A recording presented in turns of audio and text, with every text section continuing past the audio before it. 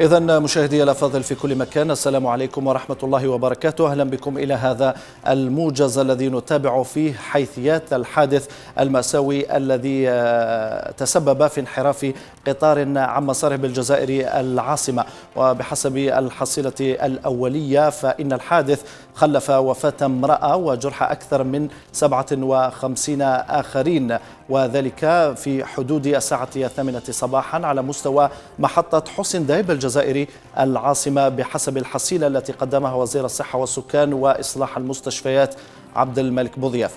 القطار كان قادما من محطة آغا بالجزائر العاصمة وانحرف عن خط سيره قبل أن يبلغ محطة حسنداي.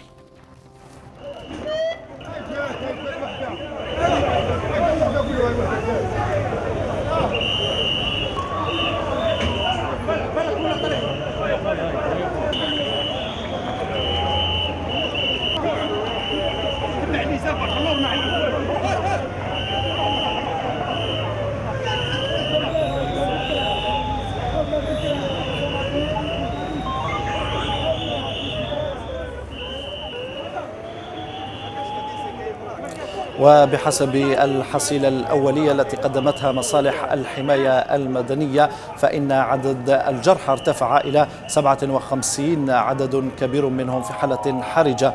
وأضاف المصدر أن سبب وقوع الحادث هو السرعة المفرطة في انتظار فتح تحقيق شامل حول تفاصيل الحادث.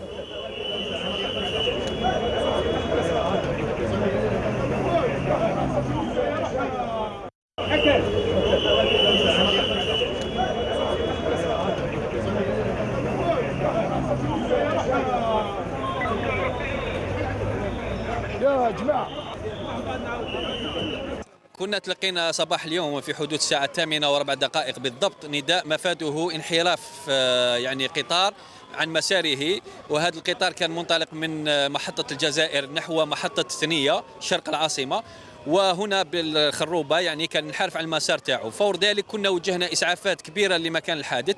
الحصيلة المؤقتة اللي أنا مسجلينها لغاية الساعة 9:05 هي 57 جريح تم إسعافهم وإنقاذهم ونقلهم لمختلف المستشفيات، مستشفى مصطفى باشا الجامعي، مستشفى القبة، ومستشفى بارني بحسين. إضافة إلى هذا تم انتشال جثة متوفية، يعني شخص سيدة متوفية تم نقلها كذلك إلى مصلحة حفظ الجثث. إضافة إلى هذا فيه حوالي 10 ضحايا يعني كانوا حالة خوف وفزع فقط، غير مصابين بجروح، ولكن سيتم نقلهم يعني إلى المستشفى لتلقي الفحوصات الطبية اللازمة. الاسباب تبقى يعني الاخصائيين هم اللي راح يلحقوا الاسباب هذه. احنا لحقنا بالحادث كان وقع ورانا الان في عمليات الانقاذ والاسعاف. الجرحى يعني كانوا في حاله حرجه بمختلف الاصابات، فيه اصابات خفيفه وفيه ناس متعددي الاصابات يعني في اماكن مختلفه من الاجسام ديالهم، ولكن يعني العنايه قامت بها افراد الحمايه المدنيه من اجل يعني باش يلحقوا المستشفيات في احسن الحالات ان شاء الله. من جهته أكد المدير العام للنقل بالسكك الحديدية ياسين بن جاب الله أن تحقيقا فتح مباشرة بعد وقوع الحادث لمعرفة الأسباب التي أدت إلى وقوعه. وفيما يلي شهادات بعض المواطنين الذين كانوا شهود عيان على هذا الحادث فور وقوعه. ان شاء الله احنا نتاسفوا على كل حال على هذا الحادث هذا اللي صار لنا اليوم. اون فا ايسي دو se rapprocher de la protection civile.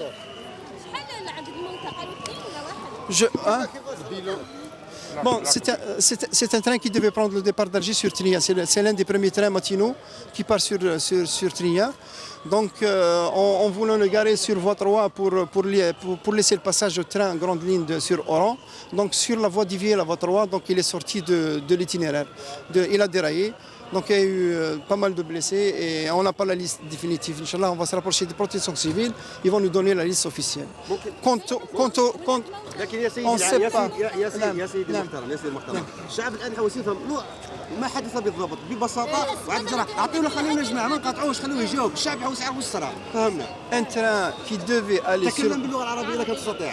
القطار نعم خلوه يتكلم. القطار اللي ينطلق صباحا من الجزائر العاصمه في اتجاه ثنيا في اتجاه ثنيا كي وصل لمحطه حسنداي سير فوا ديفي، يعني في سكه حديديه منحرفه. نعم. خرج انحرف القطار عنا عن السكه. نعم. عدد الضحايا والقتلى؟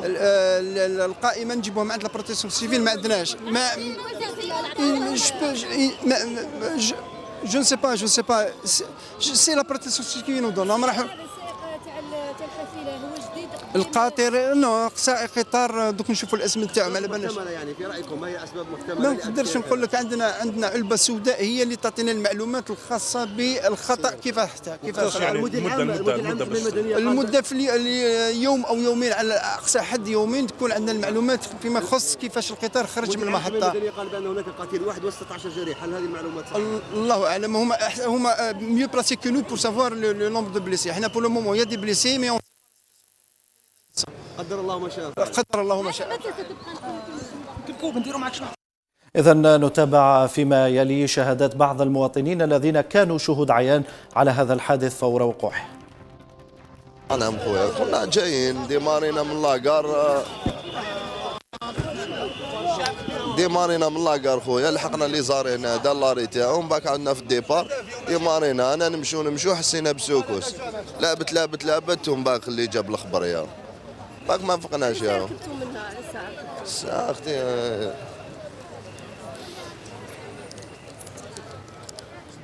ونشوف فيها كي كانت بالسرعه فائقه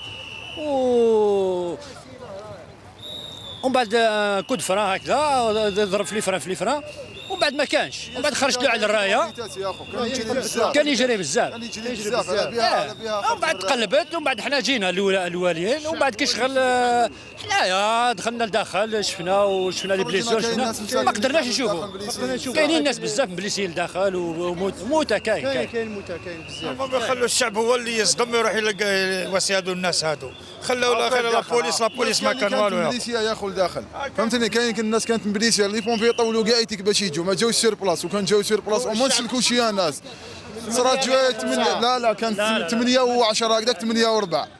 الحمد لله كما يقولوا كاين ناس سلكت وكاين ناس لداخل يا خويا، هما راهم يسلكوا فيهم الحمايه المدنيه. انا واحد رفت واحد ولا غير جبته معايا فوق ظهري هنا، رفت واحد، انا رفت واحد جبته معايا. وعقب هذا الحادث مباشرة تنقل الوزير الأول عبد الملك سلال إلى عين المكان للوقوف على مسببات الحادث والاطمئنان على الحالة الصحية والنفسية للمصابين. سلال أمر بفتح تحقيق فوري للكشف عن ملابسات وتفاصيل الحادث. خليك الاخطاء الوزير هذا المكان. Il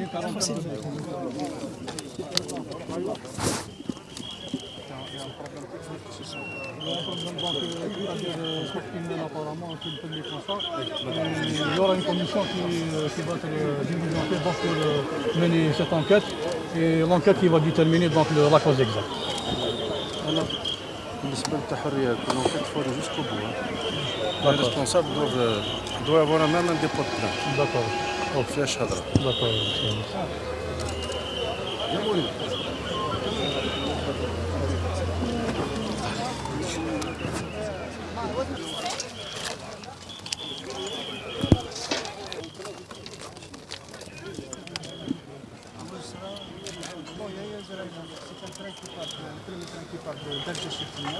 Donc à hauteur du CND, donc il y a eu l'itinéraire sur le mois de juillet. Donc il a déraillé sur la Il a déraillé. Non, il a déraillé. Est-ce qu'il y avait excès de vitesse ou pas? Donc on va tirer la boîte noire pour voir un petit peu à quelle vitesse il a franchi la période d'entrée de CND. والآخر اللي جاي en sens inverse كان. Non, هذاك سي لا دوزيام فوا ça n'a rien à voir. هذيك سي لا دوزيام فوا. هذه سي لا فوا qui part sur Tigna. Donc كاين un train derrière qui part sur Oran. Donc on gare هذا le premier train de la banlieue pour laisser le passage au train de. Ils se croisaient. Non, ils se croisaient pas, l'un derrière l'autre. Donc on voulait garer le train de banlieue pour permettre au train rapide de passer vers Oran. On va y reprendre de la voiture. Sur la voie déviée, il a déraillé. Donc on soupçonne un petit peu. Donc on va essayer de voir à quelle vitesse. Est-ce qu'il a touché le train d'Oran? Non, on n'a pas touché, il est derrière, il est garé. Quand il a fait garer, il a déraillé. Donc il y a un seul train lié. Un seul train هذاك تاع la banlieue. Il a raté le virage. On peut dire c'est ça, mais on va voir à quelle vitesse il a. شوفوا العلبة. Oui, on va la retirer, on va télécharger. Absolument le déterminer. La cause du déraillement. S'il y a eu un incident technique ou là une erreur humaine. Exactement. Et là il faut aller jusqu'au bout. Oui. S'il y a erreur humaine, dépose plainte. Ouais. Et il est blessé. Apparemment, j'ai l'information que j'ai eue tout à l'heure, il est blessé à l'épaule. Parce qu'il a percuté un poteau quand même. تبعونا إن شاء الله. تبعونا القضية كل شوفوا toutes les personnes qui ont été touchées. D'accord. Vous dégagez aujourd'hui même. On va essayer de dégager, on va essayer de dégager le gabarit pour libérer. Dès que l'enquête se termine, vous dégagez. Très bien. Non, avant l'enquête, on peut dégager avant l'enquête. L'enquête elle prend dans quelques jours quand même. Il faut être très vigilant dans ces affaires. Il faut des moyens électroniques, des moyens informatiques, des moyens. Oui.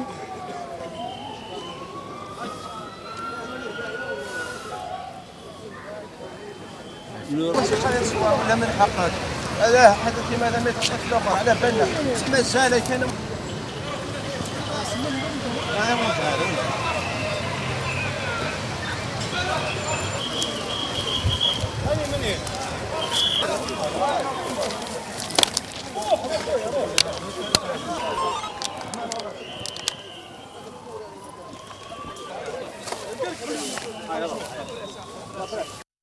من جهته أكد وزير الصحة عبد الملك بوضياف أنه سيتم التكفل الفوري بضحايا الحادث على مستوى مستشفى مصطفى باشا الجامعي. ونعطيه فرصه للوقت، نعطيه فرصه ليزونكيتور باش يعرفوا الاسباب النفسي لبعض يعني المصابين اللي كانوا حاضرين. والله اللي احنا من الوهله الاولى كنا هنا تكفل تام بهم. الاطباء موجودين، الاستعجالات راهي قايمه على احسن وجه بالعمل تاعها، ونتمنى لهم كل التوفيق والنجاح. كل اهالي واقارب ان شاء الله ان شاء الله ان شاء الله حاله جيده ومتكفل بهم ان شاء الله. اقول بانه متكفل بهم جيدا، هذا نضمنوه. البقيه نخليوا الوقت. فيه يعني حالات حرجه، حالات يعني مصابين؟ مازال ما عندناش هذه الحاله، عندنا 29 حاله، 26 في مستشفى مصطفى باشا، 3 في بارني. شكرا جزيلا لك سيد. إذن وفور وقوع الحادث تدخلت مصالح الحماية المدنية لنقل المصابين إلى مختلف المستشفيات على مستوى العاصمة. معنا إذن الزميل عبد القادر خربوش الذي كان متواجدا على مستوى مستشفى مصطفى باشا الجامعي، ووقفت عبد القادر على ما تم تخصيصه لهذا الغرض. ضعنا في الدقائق الأولى من وقوع الحادث بدأت حالة استنفار قصوى، يعني احنا وجودنا كان في المستشفى بصدفة، فمن خلال تلك يعني الارتباك الذي شهدناه في المستشفى حسينا بأنه فيه، وبمجرد أن وصول عدد من الجرحى إلى المستشفى بدأت يعني المختلف الأسلاك الطبية بتجنيد كل الإمكانيات يعني المتوفرة في مستشفى مصطفى باشا الجامعي من أجل إسعاف الجرحى ومن أجل تقديم الإسعافات الأولية للجرحى التي كانت تصل يعني تباعا على متن سيارات الإسعاف. إذن كما نشاهد في صور عبد القادر، الوزير الأول عبد الملك سلال كان متواجدا على مستوى مصلحة الاستعجالات الطبية بمستشفى مصطفى باشا الجامعي. نعم، يعني بفور وصول عدد الجرحى إلى المستشفى وصل كذلك الوزير الأول عبد الملك سلال رفقة المدير العام للحماية المدنية عفوا، وكذا وزير الصحة عبد الملك بوضياف رفقة وزير الداخلية إلى عين المكان، حيث وقفوا على حالة الجرحى هناك وطريقة العناية والتكفل بهؤلاء الجرحى. كما طمأن الوزير الأول مختلف الجرحى هناك بأنه يعني بمجرد أنه يعني وقوع الحادث يعني حالة الجرحى التي وقفنا عليها ليست في درجة الخطورة، يعني لأنه مختلف الحالات التي وصلت كانت تعاني ربما من الارتباك والخوف والهلع نتيجة الحادث المروع الذي حدث صباح اليوم. لكن كانت في حالة واحدة وفاة كان أعلن عنها وزير الصحة عبد الملك بوضياف. كذلك كانت ربما فيه 3 أو 4 حالات التي وقفنا عليها في مستشفى أو في مصلحة استعجالات بمستشفى مصطفى باشا الجامعي، كانت في حالة نوعا ما خطرة، ولكن يعني مصالح الإسعافات الطبية هناك بالمستشفى كانت قائمة يعني بدورها، وحاولت يعني قدر المستطاع إنقاذ يعني هؤلاء الجرحى. إن شاء الله ما تكونش يعني الحصيلة أكثر من إن شاء الله. شكرا جزيلا لك عبد القادر خربوش، والشكر موصول أيضا لفريق قسم الأخبار بقناة زي الذين تنقلوا إلى عين المكان لموافاتكم بآخر التطورات. إذا نذكر فقط بأن حصيلة حادث انحراف القطار عن مساره على مستوى محطة حسين داب الجزائر العاصمة خلف حالة وفاة واحدة وجرح 57 آخرين. وفيكم بتفاصيل أكثر في مواعيدنا الإخبارية اللاحقة. شكرا لكم والسلام عليكم ورحمة الله تعالى وبركاته.